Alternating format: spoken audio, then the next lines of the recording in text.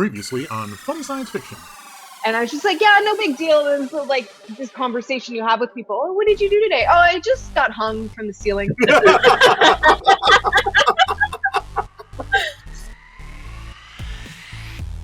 Hi, I'm Jeremy Roberts, and welcome to Funny Science Fiction Podcast. The podcast that would like to remind you that Soylent Green does not taste great, it's not less filling, and that it's most definitely made of people. That's right, Soylent Green is people. Remember that, folks. All right, ladies and gents, boys and girls, guys and germs. Our guest today is an actor who's been in many of the movies and television shows that you have watched, enjoyed, and even loved over the years in various forms of pop culture. You may know him best for his roles in Star Trek, The Mask, CSI, National Lampoons Christmas Vacation. I could literally keep going on and on and on. Jeremy Roberts has a very extensive list of things that he's been in. So, hey, let's welcome Jeremy Roberts to the show. Welcome, Jeremy. Hello. Pleasure to be here. Yeah, we're glad to have you. So, typically we're a science fiction show, and we like to be funny and silly and talk about sci-fi. But the first thing I need to talk to you about, because it's completely non-sci-fi related, and you were in one of my all-time favorite movies, National Lampoons Christmas Vacation. I could watch that any time of the year. It's not, in my opinion, yes, I know it's a Christmas movie, but it's not a Christmas movie as far as I'm concerned. It's a Tuesday movie. It's a Tuesday movie, a Wednesday movie, a Thursday movie. I can watch it any day of the week. Now, in that movie, you're one of the SWAT officers who invades the Griswold home towards the end of the movie. And now, I have an absolute ton of questions about Chevy Chase, but that's another topic for another time, and we can address those later. However, I am wondering if you could talk about your time on set, and if you have any funny stories or bloopers from that time that you're able or willing to share, because, well, we just love stories. No, just kidding. So you get up. All right, next question. Person goes, no, I got nothing. No, let's see. Well, it was amazing because it was the first movie, and I couldn't believe that I was going to be in a National Lampoon, and not only that, a Christmas movie, which meant it was going to be on forever, unless it stunk, and even then it'll probably air forever, and it has. It's magnificent. I do remember when I first started in acting, I didn't know if I was going to get any jobs. You never know. So I thought it better, if I ever get one, I'll go out to one of these Hollywood shops and pick 8 by 10 of that person who's in the show. And I'll have them sign it so that, if I only get one job in my career, I will at least have that photo, like some of these up here. It'll say, yes, I did. I was an actor once. And I went to a shop and I got, oh my gosh, her name, Chevy Chase's wife. Oh, Beverly D'Angelo. Coming up. Beverly D'Angelo. Oh, gosh, she was so. Anyway, I happened to pick one where she was in a pool with nothing on, like from sheer down. You didn't see it, but you knew. And I brought it to her after the first day, and she got all livid in my face about, where did you get this? What? How do you have this kind of photo of me? And I'm like, I got it at a cinema shop. So I'm sorry. All of a sudden, I'm never going to work again.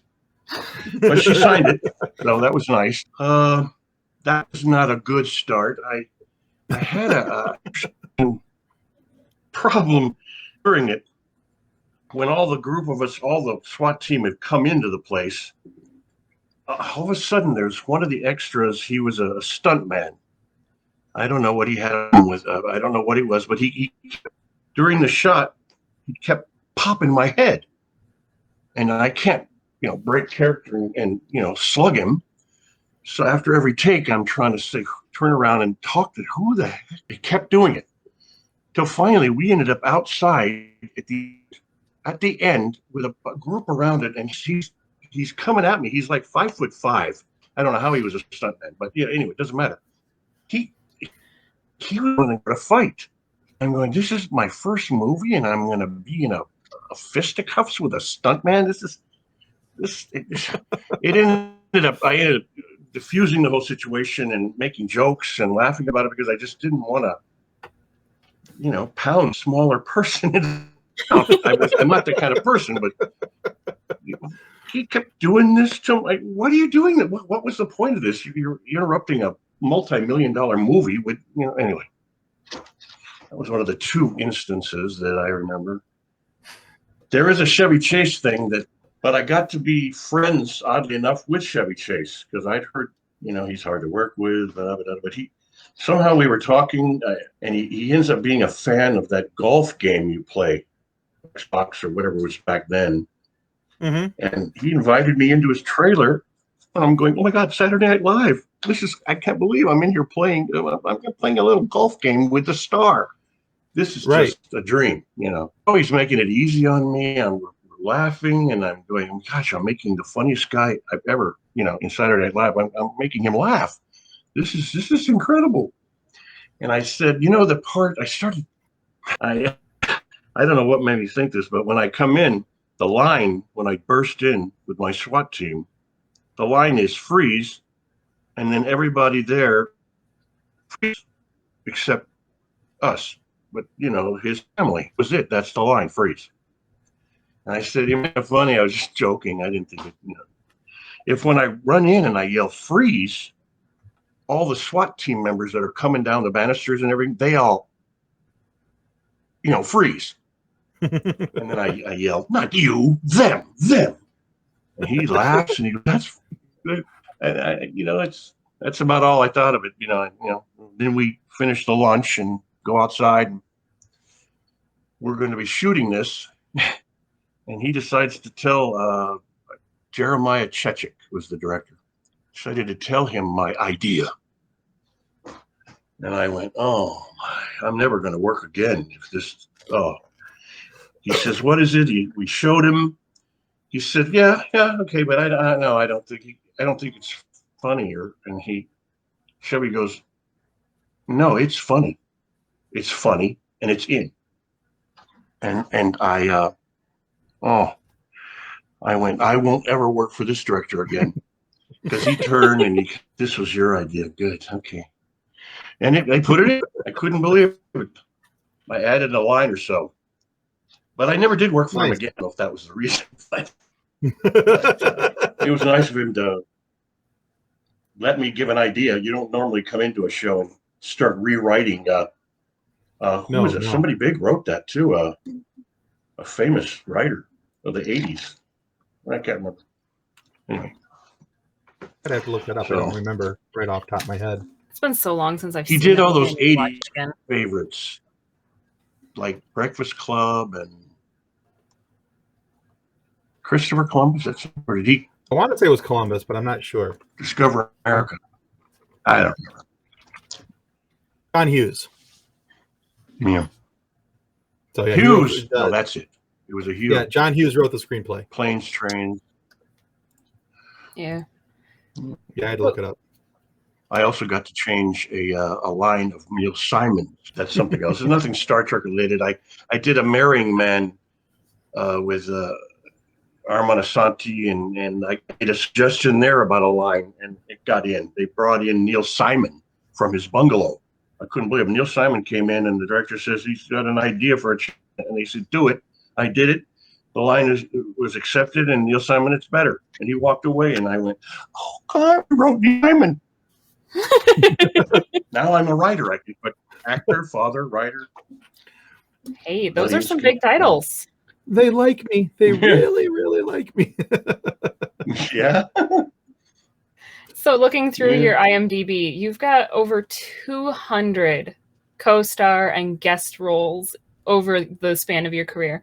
And some of your shows are some of my favorite shows. I love Diagnosis Murder, Doogie Howser, Crossing Jordan, and there's so many more.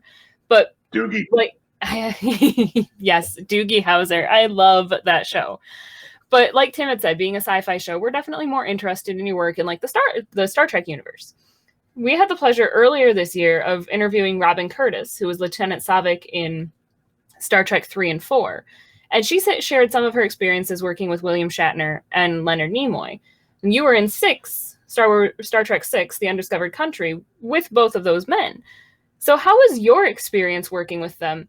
And most importantly, did you find the line in Shatner's toupee? No, I wouldn't even have looked. I mean, even if I did.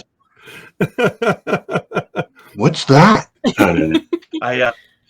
I didn't get to work with either one of them. Oh, Obviously, in Star Trek 6, they're just they're the story. We were not, so I didn't get to have any conversations. And the only thing it was the first day they came on the set. We were on the set shooting our scenes, and all of a sudden they put a stop, and everybody stops, the crew, and in walks. It's almost like out of that. The doors open and the sun shines through, and oh, Jesus lights from the clouds as they walk through this mist. It's Kirk and Nimoy in their full garb, and they've been there this day because they have to go in on the set, and they take shots of you in your wardrobe, see if everything is correct, if it looks right with the camera. So you go on and you do this, and they walk on. And it's silence. It's like a cardinal from somebody religious walked in. Even the crew, they're hanging from the rafters, setting lights. Are I'm looking around and I can see them all, like they'd never seen him before. Or it was just, I get chills. Oh, there it is. Of that feeling we got when I saw them. But I remember back when I was a kid. I was a kid when that started. I think a couple of weeks from being 12. And I'm a huge sci-fi freak. Heinlein, I've read it, or Lord of the Rings. I was just nuts for that stuff. So I watched that series. That was my favorite thing, the original. And then here they come walking in. I couldn't speak. Nobody could. It's weird. It's just because of what that Star Trek had done over the last 30 years. It's what it's become and what it's still going to be, continually be. But none of it mattered that, he was a terrible actor that people thought, or you just didn't see it. I became 12 again, and I was just, that's Captain Kirk. And that's his science officer, like I'm Sulu's. It was great. I said, no, that just means great things. I mean, what can I be? But I'm on my own show one day. But what ended up happening is I realized out of 100 or 200 you mentioned roles, everybody that ever worked with me has become famous. Huh? I'm just saying. I don't know. You are the how fame that's whisperer. Possible. But that's right. If I come near you, you'll make it. so maybe that'll work So for now I'm our just show waiting too. to meet mine. This is what we Let's needed hope for so. our show then too. Right. We needed your fame whisperer to bring fame to us too. I'll put my hand up on you, boy. I don't know. Well, actually, I would have to, wouldn't I? Place my hand on you. Now that is the correct way, right? Or is that Yes. the way? Live long and prosper. Maybe it is thumb I in. was chastised for doing it wrong. I don't I think know. I did it this way once because I explained to them I needed this thumb to help these two stay apart. Oh, here it goes. You're asking a Star Wars. I don't know fan, how so- that was a painful thing. Yeah. Oh, it was their entrance. It was the only thing. There was a period earlier where I was at a friend's house, and it was a ranch area, and we were looking down the mountain at the end of their property, and he was showing me this mountain, and we down to these horses in this corral. And he's, and that's Shatner. William Shatner lives right down there. And of course, I'm like, trying to see him. Is he down there? Never realizing if I was going to be meeting him one day. But all we did was meet him. How do you do? And then you stumble over your words. And it's weird. It was a weird thing you'd figure you do when you see De Niro or meet Robert Duvall or some great actor. Sure. That's weird. That made me a nerd. Yeah. Oh, I get it. I mean, yeah, like I said, he's an icon in Hollywood. How could you not? Yeah. I mean, what he did a Boston, was that series? Boston Legal. He was a lawyer. Yeah. We never really got into it. I saw a couple of them and he was really good. I went, well, great. let's get rid of that. He stank in Star Trek. He's great. Boston Legal is one of my husband's favorites. So you've been a steady working actor, according to IMDb, since 1987. You started off with a show called Hooperman, and you were a robber in that show. So were you fresh to the industry, like fresh off the apple cart with that, or did you have some like a resume of commercials and like community plays, Broadway style things or things along those lines before that? Not just theater. Some theater. I had, went to the American Conservatory Theater in San Francisco. They audition thousands all over the country, and they take 40, and then they cut that in half the second year and only take 20. And third year, 4 of us got the company. And then from there, I went on to theater around the country. Shakespeare, my goal was to end up being in every Shakespeare, but that didn't happen. Came at about half of them or more, and Annette Bening and I were the graduating class, and 2 other. Oh, wow. Harold, a friend of mine, but Annette was there with us. I had a huge crush on Annette Bening. We had done The Seagull together, Chekhov play, and anyway, I'd done a lot of theater, and then I paid my SAG dues, which at the time were $200. I think they're $2,800 now. $2,800 to join SAG. Amazing. That's So I SAG, and then I said, well, let's go to Hollywood if they care. And I got an agent right off the bat. I was shocked. And within a week or so, they had me reading. The rest is history. There you go. Okay. I did enjoy robbing John Ritter. He was a wonderful man, very nice man. So it was very giving in it because I was scared out of my mind. Please let me not stink. Let me just be a good actor. That's why I can't really watch myself. Every time I see myself, I go, oh man, gosh, did you learn nothing? You stink. So I realized I don't have a good objective opinion. Figure if they're going to keep hiring me, then got to have something. But it was the first, and then it just... Yeah, I can appreciate that because I have a hard time listening to myself. No, that also when I was younger, I said, oh, you record it when you're a kid, you got a little tape recorder. Oh, I sound... Oh, who's listening to that guy? Oh, and when I was a kid, I couldn't walk into a room if there were any more than 3 or 4 people at a party without having to get out because I was deadly shy. I mean, this here is just happening because of 30 years of being on stage or, TV. Fair enough. Normally I couldn't speak. Oh, and if there's a girl like Kathleen, couldn't even speak with her. But I got over that. I say I have that effect on people anyway. You have a good voice. Thank you. Oh, goodness. You do too, Tim. Well, thank you kindly. Appreciate that. I was thinking of doing that, but it's a hard thing to get into. It's hard to get into voiceovers. It's such a click kind of place. They don't let too many people into it. But I'd love to be doing animated voices. Yeah, I think you'd have a good voice for it. I think you'd be easy to listen to. Do audiobooks. Audiobooks would be fun. Oh, there you go. Oh, right. Yeah, that might be fun. Especially if you can I've been out of it for 10, 12 years now. So.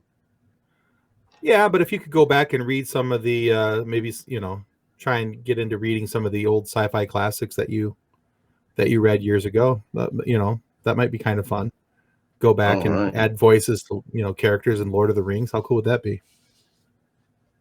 Oh, Lord of the Rings. Funny. I was in New Zealand shooting Hercules at the time. Hercules and Xena, those series. I did a couple of those on. And I was shooting, and my agent hadn't been able to get me an audition to Lord of the Rings when it was first to Peter Jackson down in Wellington in New Zealand. I don't know how. I have my wife, she starts getting on the phone. She's a phone kind of person. She's got the voice. And the next thing you know, I'm getting a call in Auckland. She said, I got it. I got through. to the assistant at blah, blah, blah, Jackson's. I said that you were shooting Hercules up in Auckland, and they said they'll fly me down right away. They flew me down when I had a moment, and I got to audition for Philip Jackson. But the problem was I ended up reading for Aragorn Vito Morgensen's, the lead. You know, the most handsome guy in the world at the time, his hair, and I went, something. I'm not going to beat this guy out. He's just not going to. I didn't get into it, darn it. My wife, she became my manager from then on. Well, yeah. So. Yeah, if she can get you, even the fact that she got you in for an audition is amazing. So, but I think you could have pulled off a Gimli pretty well. I tell her now, I said, since I've been out. Oh, yeah. That was the guys, how they did all that. You know, when you can make people look, they're 6 foot tall.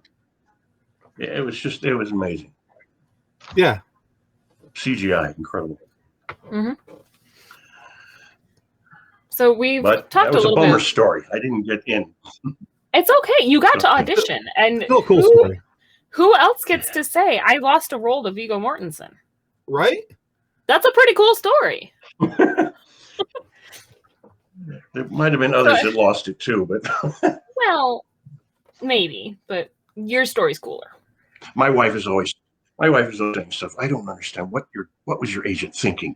You know, once they got me into it as a bad guy, my agent was known for, if you need a guest star, go to this agency, the Gage Group.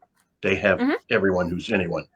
I was like, oh, great, then I'm in the right place. But once they saw that I was a bad guy, that's where I went. And and I didn't care because I was getting work. As long as I kept getting a job every month or two, I said, why do I have to promote myself? For what? To be a star? I had no interest in being a star. I wanted to be Ward Bond. I mean, I'm probably aging myself, but Ward Bond was in all of John Wayne's films. Every character actor played the horror films, Lon Chaney Jr. and all these. I didn't need anyone to be, unable. I went to a cast party once for Pink Cadillac, Clint Eastwood. And he wasn't there, and they explained to me that he decided he just can't go to any of these parties anymore because wherever they have them, the world comes in and just inundates, and they take over because, Clint Eastwood, and then he couldn't have, so he couldn't show up, which was unfortunate. I wanted to meet him, but I don't know what that have to do with. See, I get off. It's just because I'm 67 now, I think. It's okay. We like tangents. Tangents are good. Tangents are fun. So we've already talked about your work on Star Trek VI a little bit, but you also made guest appearances on Deep Space Nine and on Voyager. So, as you've already said that you were a Star Trek fan, do you have a favorite experience from being on one of those sets, other than obviously watching Kirk and Spock walk in is like the highlight? But is there a close second? I mean, wouldn't that be some sort of a skit in SNL where the entire crew it was amazing. Yeah, I would not, that one beats all. The silence and the reverence for just an actor or two. But I did have one on Space Nine that was not quite. It was just funny. We like funny. Everyone else. We were shooting. Well, funny to everyone. I didn't. I saw the humor in it later, but it wasn't at the time. It was at 90 degrees in Hollywood, and we'd shot a day, and people weren't passing out, but they could tell with that makeup you're having to wear, it's going to have a problem. So someone might. And I came in ill the second or third day, and we'd shot some things. And I had to explain to them, I think I've got the flu or something, because every moment I feel like I'm going to hurl. And so they had attached a zipper up the back of my head so that if it ever got so bad that I had to, because there's not a lot of exit space on on these costumes when you have it over your head. And inevitably, I felt that moment during the shot. And I told them quickly. They ran over, they unzipped it, and they took it off, and I hurled off the stage. And, pleasant. Good stuff to tell fans. And they said, we just can't put you back in it. We can't put you back in that. We can't. The insurance alone wouldn't allow us to keep put back in it. So the guy who's sitting next to me for 5 hours every day putting this makeup on because he's a stand-in, they gave him the part, the rest of it, or they figured out something. He got his SAG card, so I've never gotten a thank you for that. And being in the show, he became famous because he got to get into the show. He got to actually act. But I've watched it a number of times lately because I don't remember when it first came out because I obviously didn't watch. But then I guess I could watch because I had that makeup on. I always look better with makeup, especially with horns and whatever. But I looked at it and I can't seem to figure out where I am in it. I mean, there's one place where a Jem'Hadar is shot by a device one of them is carrying, and he says when he walks by a table, one of them says, "What's this?" And I go, "I think that's me." I can hear my voice because everybody, all the Jem'Hadars were doing something like this. They were talking like this is how they have to be, like bad guys a lot of the time. I think it's because they don't really know what they're doing when they talk like this. Bad guys, because they're whispering. You're just whispering because you don't really know what you're saying. But they did this gravelly, and it didn't come out when I said it. Or I think that was me. What's this? It sounded like me. And then the next thing you know, it fires and it shoots a guy in the ground. And he gives a speech about this is our role to die for whatever the call. I went, wait a minute, that I think is my lines. Maybe he got that. Again, I looked at him and you could see the skin underneath and around his eye. He was a black guy, African American. So I knew that was him. But to this day, I still can't figure out. I mean, I know I'm not the lead who does all the talking, but I'm not sure where they put me in it. Although I'm right up there in the front when you see the credits, I'm like you're expecting to see me, but I don't think you can ever tell. So, but it was an experience. But then it ended up good because he got to have a line, he got to become an actor, and I didn't have to go through 5 hours of makeup every day anymore. There you go. I didn't like being sick, but it becomes a fun story when you're doing a podcast 30 years later. It just happens to be the 25th and the 30th anniversary of them, isn't it? Yeah. 25 years for Voyager and 30 for Star Trek. Yeah. Oddly enough. Yeah. So one of the things I like to ask our guests, Jeremy, especially guys who are working actors who are kind of like chameleons, you know, guys like you who can fit into a variety of different roles, and they take on all these different challenging roles, whether it's in makeup or out of makeup. So out of all the roles that you've done, which role did you find to be the most challenging? Was it a physical toll, a mental toll, emotional toll? Which one really took a lot out of you?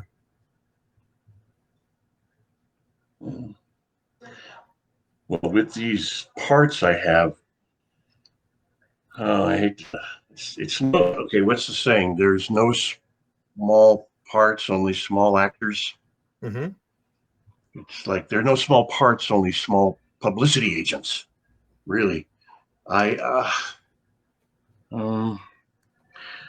were minor guest stars. You know, I like to think of them as a guest star that's the lead. I'm kind of a little smaller. Like a friend of mine, his name is Richard Reilly. You may not know him, but he's done over 350 guest stars. Oh wow! The guy is in everything, and it's. I think, well, now that's a star.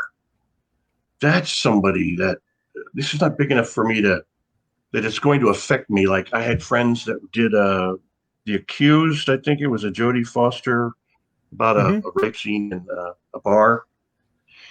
They had to go through many psychological. They went to psychiatrists because it was making them like post-traumatic stress because they had to do this horrible movie. She laughed after every scene, but they had problems for a while. And that's that kind of, I didn't ever have anything in any role that was so demanding that I had to maintain like a bad guy for that time. You're sitting in your trailer. Like some actors, they're constantly that bad guy while they wait. They don't become the actor they are. They stay that guy. I can't do that because it's not really, it's television too. Sure. You know, you get 8 days to do an hour long. You come on the set and I was shy. People don't talk to you. And then when they see you sitting in a chair later on, when you become friends at the 8th day, they'll say, well, we didn't talk to you because we thought you were getting into your part because you're so quiet. I thought you were getting into that serial killer. And I would just talk to me, please. No, I'm just And quiet. at the end, you become friends with everybody. You become friends. And then you leave, go to another set. But after 20 years, then you start knowing the cast, the crew from other shows. That's when it's a great time. But if I had to pick one, I'd pick probably Millennium. I did a serial killer, a Silence of the Lamb kind of guy. Okay. In Millennium with Lance Henriksen. Mm-hmm. And I found myself getting into it because he had to be vile, and I ended up breaking my right toe. I have a freak out scene in the middle of this cage in this warehouse. They have me just freaking kicking, and I ended up breaking my toe, 2 of them on my right foot, the large toe, and I didn't get it fixed. So your foot, it ended up going like this, my toes. You know, so I have 2 feet, one like this and one that bends in. And I have and it's hard to get shoes anyway because I have a 17-inch foot. I can never buy shoes. It's just irritating. Yeah. So, anyway, it's off the subject. But I'm going on. Oh, here's a little thing offshoot from it. Before I went, I was living in Studio City, in a place on Fawndale. It was a lovely little cottage in the back, and a lady that was renting it, her name is Winnie. This all has something to do with the story. Anyway, I tell her I got this show. I'm going to go up to Canada, and I'm going to be with Lance Henriksen. I'm shooting Millennium. And she goes, oh, Lance, you know the place you're renting? He lived there, she said, 6-8 years ago. I went, really? Yeah, Lance Henriksen. He's on this show. I went, yeah, I'm going to go see him. She says, well, say hi. I go, oh, okay. So I get up to Canada, and they take me onto the set, and they during a break, they take me over to the director, and people are standing around looking. They introduce me to Lance, and we shake hands, and I take his hand, and I kind of look. I say Farmdale, it's in a Studio City apartment, and he like, what are you doing? What are you doing? I said, oh, it's just something I have. I can shake hands with somebody or I touch them, and I get images, and that's what I get from you. An apartment in Studio City, Winnie Cooper. He goes, that was my landlady in Studio City. He turns over, he goes, we got a psychic that's a serial killer, or no, a serial killer that's a psychic. And everybody's there, and he goes, do it to the director. Oh no. Okay, so I take the director's hand and I shake it and I say, I see a series. Jeremy Roberts is in it. You're doing a series with Jeremy. And he, I laugh and I have to explain. Okay, it's not true. I just made it up. I knew I lived in the same place Lance did. His landlady told me all this, and great sense of humor. Laugh. He was very friendly. He was a wonderful guy. But it was good that it worked well, because then all of a sudden I had an in and everybody knew me, and it made that 10 days up there great. But yeah, I have a habit of doing stuff like that, it seems. Man, it hasn't worked out It's bad. funny, though. Yeah. It's fun. Oh, it was great at the time. It's funny. I love it. So I could for about 10 minutes. That's a healthy little prank, though. That's fun to do. That's just good times. Sounds Sounds like something I would do. That's I think that's but then why I had to be appreciate it. this. Okay. But yeah, I had to get into it, but I still turned it off when I went to the trailer. It was just too debilitating to just be in the mind of some. I can't understand serial killers and people that kill anyway. My wife is a big Discovery Channel watcher. She watches all the murder shows, people that kill, and teenagers that kill their parents. Of course, we're like, oh no, are we next? So I'm always wondering what's in their mind. Why would you ever kill anyone? What is there, a thrill? So it just didn't work for me to continually be that way. Made my stomach hurt. Oh, So I ate during my breaks. I'm a huge foodie. Oh, there's nothing wrong with that. Food is our friend. No. I agree. Especially cheeseburgers. So, Jeremy. Oh, cheeseburgers. Cheeseburgers Yes, are the best. Yes, chocolate malts. Fries. Cheeseburger fries and chocolate malts. I like this guy. I do too. I really want a cheeseburger, fries, and chocolate milk. Oh, man. I know what I'm having. Call out. Uber. That's right.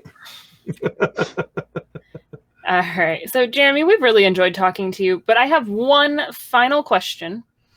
I know that everybody has that one show or movie that you know is terribly written or terribly acted or whatever, but you love it anyway. So a lot of cult classics like Rocky Horror Picture Show are definitely not everybody's cup of tea, but have this huge following. So with that being said, what is your favorite cult classic? You mentioned Rocky, which I have to say is one of them, oddly enough. Of course. They used to put it on at a theater called the Sunset Theater on Sunset Boulevard in Hollywood. That show, everybody would dress up. So, yeah, it's one of the greatest. It is. I love Rocky Horror. My husband watched it with me once and rolled his eyes through the whole thing and has vowed to never watch it again. Oh, and Tim Curry was brilliant. Brilliant. I know. Brilliant. He's gone. Yeah. I'm surprised that maybe there just aren't any. Maybe I think everything is good. Or I don't tell anyone, but Love Actually. Ooh. Well, Love Actually is a great show. Let me hear it. I love Love Actually. That's a great show. My wife and I watch that often. Oh, it is, isn't it? We love it, actually. That's what we did there. It's probably one of the biggest manipulated shows in the world. They can make you feel every minute. I'm chilling, I'm crying, I'm laughing through the whole thing. Every year I see it, and it's still, I'm a sucker. It's like, am I ever going to get tired of hearing that song or that line or that? Some people hate it, and how could you? I can't come up with any others. Name a couple of bad ones. Maybe I can refresh. You give me some. Yeah. See, Dune. Tough question. Dune is a terrible movie. Dune. I wish they have. Isn't there a new? There is a new version coming out that's supposed to be better. Supposed to be better, but I'll reserve judgment until. Yeah. Well, I'm gonna try it, and I might only be trying it because of Jason Momoa, but I'm gonna try it. Talking about good-looking leading men, there you go. Oh, good-looking guys with abs. Yeah, I used to have a six-pack. I think I still have one in the fridge. So it's gone. Exactly. I was just gonna make that joke too, Tim. I have a six-pack in the fridge, but that's as close as it gets. Oh, hey, Jeremy, we're at a point in our show where we like to play a little quiz with our guests. I can't stand Reservoir Dogs. Reservoir Dogs? Mm-hmm. Okay. Oh. All right. Well, I just got tired of him. He just likes violence. That's all he is, a violence actor, director. And I guess maybe there's something in me because I read 4 times for that part of the Mr. Pink or Mr. White. Michael Madsen got it. He's the guy who cuts off his ear while he's singing "Stuck in the Middle with You." And then the last time I auditioned for him for that was Michael and me, the only two you had to pick. And he picked the one the actor whisperer picked. Michael Madsen got it. Again, it's because I was there. All right. But I don't care for them that much, so it's not a Maybe not a big guilty loss for pleasure. you. I Then. don't watch them. There you go. Yeah, he made a mistake. That's all. All right, Jeremy. Sorry, Michael. We're at a point in our show where we like to ask and run a little bit of a quiz with our guests. Okay, so it's a 5-question quiz. Each of the questions are multiple choice, and this quiz is all about Jeremy Roberts. Do you know your roles? Okay, so it's nothing deep dive or anything like that. But if out of the 5 questions, if you get 3 of them right, we'd like to send you this I gave to the Red Shirt Widows and Orphans Fund. This coffee mug, okay? And is that real? That is real. Is that real? That's real. I gave to the Red Shirt Widows and Orphans Fund. But we'll definitely send you that. Oh, man. The Red Shirt Widows and Orphans Fund is our parody charity that does actually donate to the Wish Upon a Teen Foundation, which is a real charity that they decorate hospital rooms for kids who have extended hospital stays. So that logo and design has a tie-in with them, and we've been able to donate money to them when people purchase that gear and t-shirts and coffee mugs and hoodies and things like that. And we've auctioned off a couple of autographed photos from other guests. We've auctioned those off and donated the proceeds from those to Wish Upon a Teen as well. Yeah. Wow, that's very nice. So if you get nice. 3 of the questions right, we're going to send you that mug. Okay. If you get 4 of the questions right, we're going to send you that mug along with this book called Custodians of the Cosmos, written by our group founder Drayton Allen. The book is all about a young man who wanted to join Starfleet, but wasn't any good at it, so he washed out and rejoined as a custodian so he could boldly clean up after those who boldly just went. All right. So but now those are the good things. If you get 3 and 4 questions right, if you get less than 3 questions right, if you only get 2, then what we want to do is take a picture of you, make a meme out of you, and put you in our Facebook group. We call it a fun sequence. So it's a win situation. Yeah. Are you okay with that? Either way. All right. Okay. All right. All right, Kathleen. Except for the humiliation when I don't get any right. Well, if you completely fail, we will take the quiz out of the show and pretend it never happened. But if you do get a meme made out of you, you're in very good company. Robin Curtis has one from Star Trek 3 and 4. Dan Povenmire, the co-creator of Phineas and Ferb and Milo Murphy's Law, has one, and a couple other people as well. So you will not be alone. We have I had a friend. others, a fan sent me a 3D pop figure of Demetri Valtane. Yeah, I guess they're called pop. Yeah, with a head that's all similar, round head, and that's what's all. Is that what it is? All those? Yeah, that's what's all over. That is what all of those are Funko Pops. He has a problem. Oh, I put it in our case in there. Also, there's a. Oh, you see it. Well, a gentleman made this for me. Oh, how cool is that? Oh, cool. It's a plaque, U.S. Excelsior, Starfleet, Registry, Cisco Fleet Yards, and it says at the bottom, there's, God, my eyes are bad. Wow, he put that right on the plaque. Wherever you go, there you are. Nice. Very well done. For the Excelsior. And, I know if you're on a time thing, but this was given to me. Oh, how cool is that? By Frank Gorshin. Yeah. Let this be your last battlefield. That was the episode he did on Star Trek, the original series.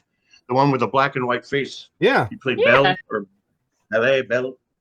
That is really cool. He ended up later in life, he died 10, 12 years ago, but he ended up meeting my mother, my wife's mother, and She's actually an actress, was an actress in Faster Pussycat Kill Kill, famous Yep. 60s movie. She started dating this guy. She said his name is Frank Gorshin, and I freaked out because he was my childhood idol. I loved him in The Riddler, and my parents let me stay up at night to watch Johnny, see his impressions of Kirk Douglas, Johnny Carson. He was an impressionist, amazing, but he was the Riddler, and being on the Star Trek thing. And then she ends up dating him, and within a year, he's in our porch having drinks with me, whiskey. I'm having whiskey with the Riddler, and he's planning his wedding. And I'm thinking, oh, the Riddler's going to be my father-in-law. Oh! And I couldn't believe. I mean, I was in Star Trek. Yeah. I was going to have the Riddler as the father. Oh my God! My life couldn't be any more chilling. Every time I think of these things, these little things that happen, I went, "You didn't become a star, but this." Well, okay, he was already famous. But anyway, okay, back to the questions. Well, no, now Tim has a phone. I got to show you this since you mentioned the Riddler. I don't know if you can see that very well, but that's my Funko Pop from the original Batman series Riddler. Oh God, he would have been having those. I knew he would have had them if he hadn't. He had So a 5-pack a day habit. That killed him. Oh man. Tim has a bunch of Funkos, and all of his are in boxes still. I have 3 total, and 2 of them are in boxes, but one I got on clearance because the box was destroyed. But I have my little Chekhov Funko. His shirt just registers on my green screen, which is the only problem. But I have my little Chekhov. He sits on my desk. Nice. And encourages me. Nice. Oh, that's great. I've been starting to take pictures with it. My wife says, "Why don't you take pictures with him around town? We'll put you at a bus stop, looking off into the distance with him right here on your shoulder.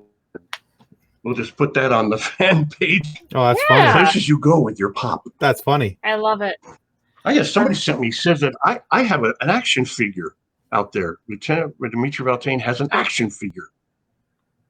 Oh, Cool. Oh, cool. I've made it. There you go. You have made it. So I got to get him. Yeah, definitely. I've got to have him send it to me. Absolutely. Let me get one. Absolutely. All right. Okay, so now to the quiz. Did I have to answer any of the questions? No. Not yet. You have not yet. But again, we love stories, so it's hard to interrupt you. But all right. Go ahead, Kathleen. Start us up. Question number 1. So you, Jeremy Roberts, are one of how many actors to reprise their movie roles later in an episode of Star Trek? Is it A, 3, B, 7, or C, 5? There's no D? There is no D. There's no 4? Nope. I think 4 is the answer, but you said 3 was in there? We said 3. 3, 7, or 5. And this number was... I think 3 then, because I think it's 4. I think IMDb says that there are 4 people. Maybe I'm wrong, though, but... There might be 4 other than you. The answer is 5. Well, that's what I meant. Exactly. We knew that. I totally knew this one. Yeah. It's 4 other than you. So, yeah, according to IMDb, it's James Cromwell. Yeah. James Cromwell, Boris Lee Courton. I'm screwing that name up. He was the helmsman in ours. Okay. Alice Krieg and Jack Shearer, and then, of course, yourself are the 5. Jack Shearer. Okay. All right. That's a gimme. That's a gimme. All right. So you got 5. So you're 1 for 1. All right. So this question you might have to think a little bit about because I'm asking you to tag a Beatles song to the movie The Mask, which was not a normal connection. Which Beatles song describes how the mask gets by Bobby the Bouncer? Is it their song Get Back? B, With a Little Help from My Friends? Or C, Happiness is a Warm Gun? Oh, I like C, but I'll pick B. Correct. Yeah, the mask whips out all the money And he says, well, how about my friends are on the list? All right. So, yeah, he gets by them. Also He gets by the my bouncer with a little. Fantastic. Also fantastic. One time we were at a hotel, and there was this long staircase, and I was sitting at the bottom as a break, and I saw him coming down the middle, and he starts singing a famous opera, Donne fa mobile, and then I started singing with him. Same. And we were doing a duet as he walks down the stairs, and people stopped to watch him. And then we laughed, and then he went on. Great guy. I love people that, aren't full of themselves. There you go. Yeah, definitely. And Donne. All right. So Question you 3. All right, question 3. How many National Lampoon Vacation movies were there before Christmas Vacation? A, 2, B, 5, or C, 3? 1, 2, 3, 3. Is that a question? Answer? It is an Was answer. 3 one of them? 3 was one of them. Take it. The correct answer is actually 2. There were 2 before It's not the right one. Christmas Vacation. Yeah. Well, you're 2 out of 3. You're doing really good. Okay, there was the Personally- first one, and then there was the Europe. European Vacation, and then the Christmas And- Vacation movie. So it was the third, but there Yeah, were 2 fine. before it. It's all right. European Vacation is actually personally my favorite. All right. Okay. Now, question 4. After Christmas, right? Yeah, there you go. All right. Well, Yeah, of that, course. okay. Question 4. The red shirts in Star Trek are famously always in danger because of what series? A, The Next Generation, B, the original series, or C, Deep Space Nine? The original. Very good. All right. That earns you a mug, sir. You're 3 for 4. Oh! All right, and Yes, question you have to- number 5. You'll send me information about that place, right? You'll send me information about it. Yeah, I'll send you some links. I always like to, I might send money to them instead of others. That'd be awesome. My mom. I can put you in contact with the director of the organization if you like. I'm sure she'd love to hear from you. Right. Or just the address and Yep. Yeah, I can get you all of that. I'll Awesome. get you all that after show. All right, and question right. number 5. Star Trek VI, The Undiscovered Oh. Country, was released in what year? A, 1989, B, Oh. 1995, or C, 1991? 91. Correct. It is 30 years old this year. That means you get the book as well. So we'll make sure that the author puts a little bit of calligraphy on the front of it right. for you. Make them sign it. Undiscovered Country, unlike Kathleen, Excellent. is 30 this year. There you go. Look, this is what I got when I ended up being in it. Oh, nice. I had to get this because I'm in it. I couldn't have, I know, I'm a huge nerd. I mean, I could not believe I'm in the Bible. And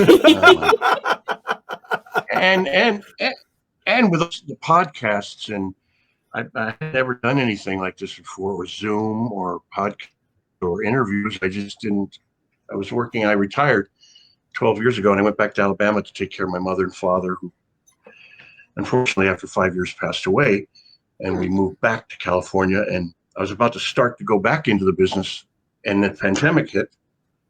So now I don't even know if it's over yet or it isn't. I'm trying to get an agent. I'm not trying, but I'm going to get an agent and go back to work because, Awesome. 10 years of retirement was great, but I'm done. There you go. I had enough You've got so much more cheeseburgers, acting to and I've do. lost the weight.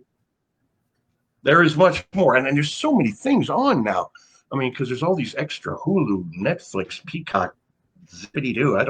Everything has a series on it. So Agreed. just in odds, I should be able to get work. There you go. I agree. And I'll send a picture to Discovery because I think they're missing somebody on their show. Even if it's in an alien outfit, I think I need to be in one more Star Trek. There you go. I must And if count you as can't being make in the it- most Star Treks ever. If you can't make it to Star Trek, you can make it on the Orville, and that's almost the same thing. Actually, that'd be a lot of fun to get you on the That's Orville. one. That's with Seth Is it still MacFarlane. happening? Yeah. Or Season 3 is being done on Hulu. it's back. Yep. It's supposed to be coming back. Oh, I'd forgotten about that. They hit kind of a snafu with the whole world certainly. shutting down thing.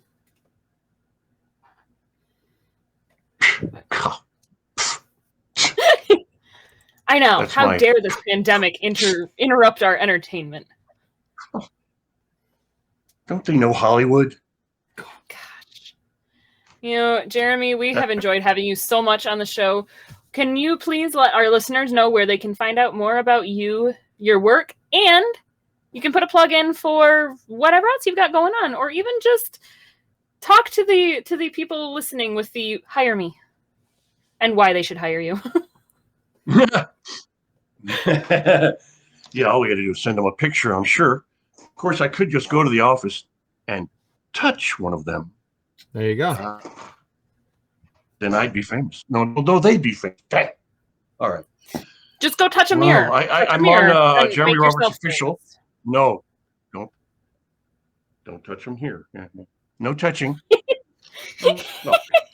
I think I have a Jeremy Roberts Official thing. This is JeremyRoberts.com. They're working on the make update and Cameo.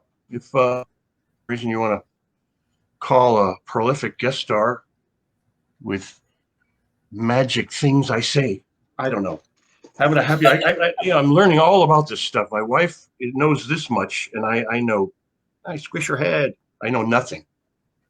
This is amazing. She has to turn it on and get me in here. And I was trying to, get to the end of your life without learning what a smartphone is. I had a flip phone till like yesterday. So Fair enough. It's all new to me. Fair enough. Yeah, I'm going to be in Hollywood, not Hollywood, but it's in Los Angeles. I'm judging a food contest in West Hills in Los Angeles to help restaurants come back from the pandemic. Awesome. They, of course, need me to eat their food. There you go. So I If gladly eating go. their food makes their food pay That'll be on the famous. 30th of October. Excellent. Awesome. Yeah. I just remember to put my dent in. I'll be fine. Jeremy, we will make sure that we put the link to your Other than website. that, I'm amazed. I'm amazed. They're incredible. You guys, everybody. It's just I'm humbled the way people have talked to, and I look at it like it's work, and I don't figure them very big or anything about them. I don't really consider that, but everybody else does, and it's just amazing. It made me feel. I'm gonna cry. No, I'm not. Okay. I'm fine. You can do it. Fans are I can do this. Jeremy, thank you so much. And we will make sure that we put the link to your website in the description. And we will let people know about the fact that you can do that you will do cameos. Because why not have one of the most prolific guest stars do a cameo for your friend's birthday? Exactly. Exactly. So we want Chris Pine. Yeah, exactly. Who's Chris Pine when you can have Jeremy Roberts? So, all right. So subscribing, we want to remind everybody that subscribing is the most important thing that you can do to ensure that we get more amazing guests like Jeremy Roberts here, have these amazing stories to listen to, funny moments to share, and little things to laugh and joke around about. So please subscribe. It's going to help out Funny Science Fiction Podcast more than you're ever going to know. And be sure to check out Jeremy's catalog of work. I guarantee you there's something in there that you did not know that he was a part of, because frankly, that's how I found a lot of his stuff. But holy crap, he was in that. But you will, trust me, go to IMDb, check out Jeremy's work as well.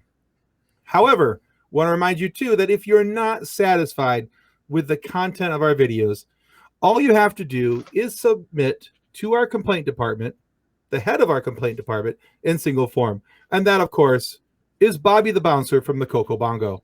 Because if he doesn't have you on the list, his friend the Mask can always move your complaint up the list with a few of his friends.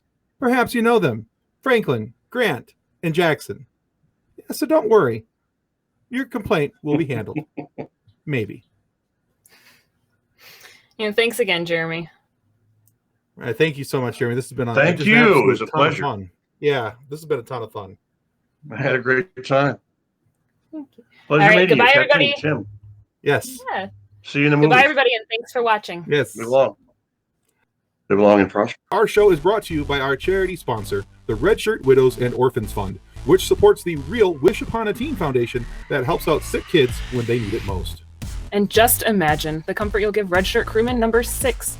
He'll know that when he puts on the red shirt to be sent away on a mission with Lieutenant Valtane, that he didn't leave his family destitute and without hope, because the Red Shirt Widows and Orphans Fund has his back, and what's left of his communicator. And speaking of sponsors and show partners, check out this short video from our good friends over at Level Up Lightsabers.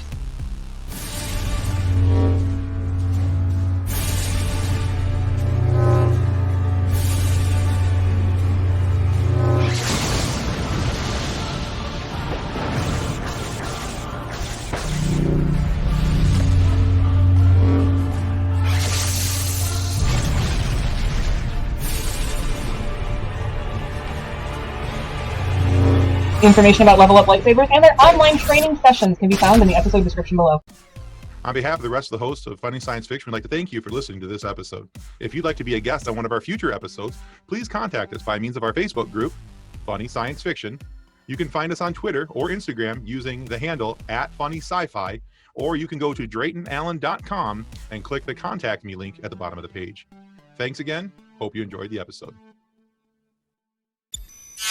Copyright 2020 by Drayton Allen. Original music by Jordan Michaels. Reference to any specific product or entity mentioned in this podcast does not constitute an endorsement or recommendation of or by Funny Science Fiction or its sponsors. The views expressed by guests are their own, and their appearance on the program does not imply an endorsement of them or any entity they represent. If you have questions about this disclaimer, please contact us via email at DraytonAllen@DraytonAllen.com.